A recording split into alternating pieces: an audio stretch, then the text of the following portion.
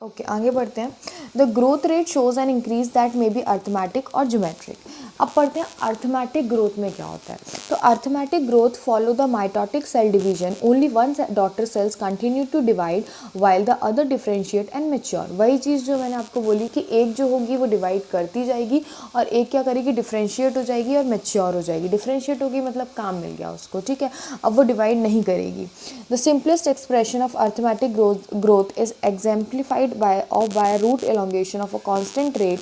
देखो ये जो है ना, ये जो आपका एक एक्सप्रेशन लिखा गया है ये आपका अर्थमेटिक ग्रोथ के लिए लिखा गया है, ठीक है। L T equals to L not plus R T. L T क्या आपका length at time T, L not length at time 0, R है आपका ग्रोथ रेट या फिर elongation per unit time. Let us see what happens to, और ये आपका देखो लीनियर ग्राफ आता है, ठीक है। उसके बाद हम पढ़ते हैं ज्योमेट्रिक ग्रोथ में क्या होता है। In most system the initial growth is slow, that is lag phase. देखो इसमें ना आपका थोड़ा सा सिग्मॉइड कर्व आता है, तो आपको ऐसे याद रखना है कि जो इनिशियल होगा, इनिशियली ग्रोथ क्या होगी आपकी, थोड़ी स्लो होगी, ठीक है। स्लो होगी तो हम उसको बोलते हैं लैग फेज, और ये इंक्रीज करेगी टाइम के साथ, जिसको हम बोलेंगे एक्सपोनेंशियल रेट, लॉग और एक्सपोनेंशियल फेज।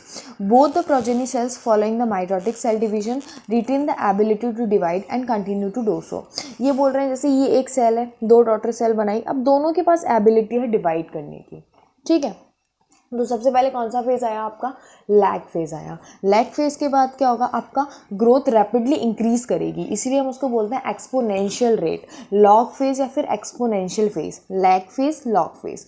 फिर उसके बाद क्या होगा, उसके बाद आपका जो ग्रोथ है वो एक स्टेशनरी हो जाएगी, एक वो आ जाएगा, सेचुरेशन लेवल आ जाएगा, तो हम उसको बोलते हैं स्टेशनरी फेज।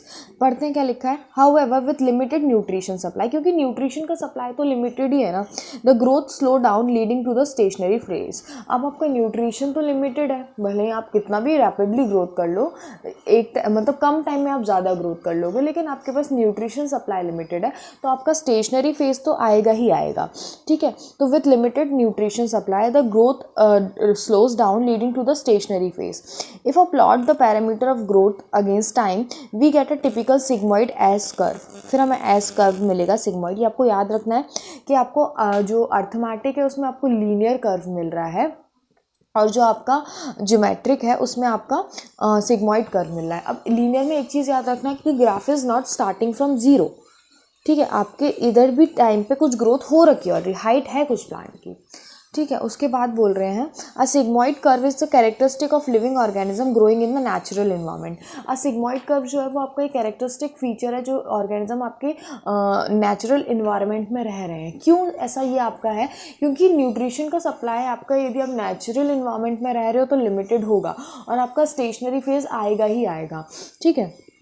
उसके बाद बोल रहे हैं it is a typical for all cells tissue and organs of a plant. Can you think of more similar examples, what kind of curve can you expect in a tree showing seasonal activities.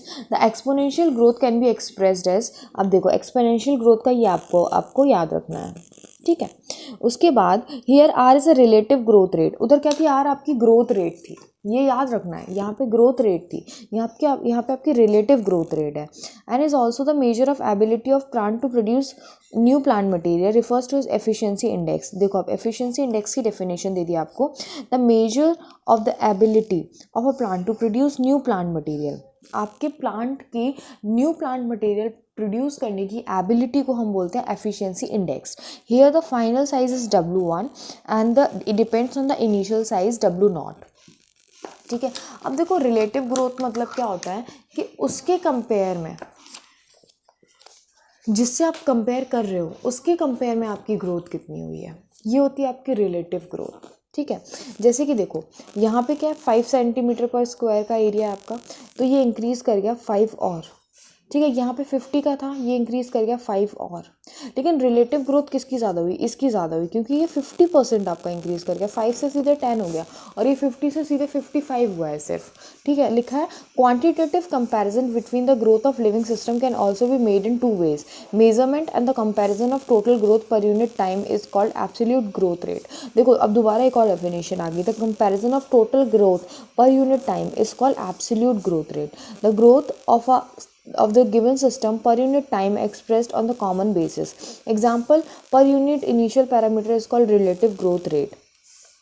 Two leaves A and B are drawn that are different of size but shown absolute increase in the area in the given time to give leaf A1 and B1. However, one out of them, how much higher relative growth take place, which one and Y. देखो absolute growth तो दोनों में ही 5 की हुई है, लेकिन हम relative growth देखेंगे तो छोटी वाली लीफ की ज़्यादा हुई है क्योंकि वो डायरेक्टली डबल हो गई है अपनी साइज़ में. ठीक है.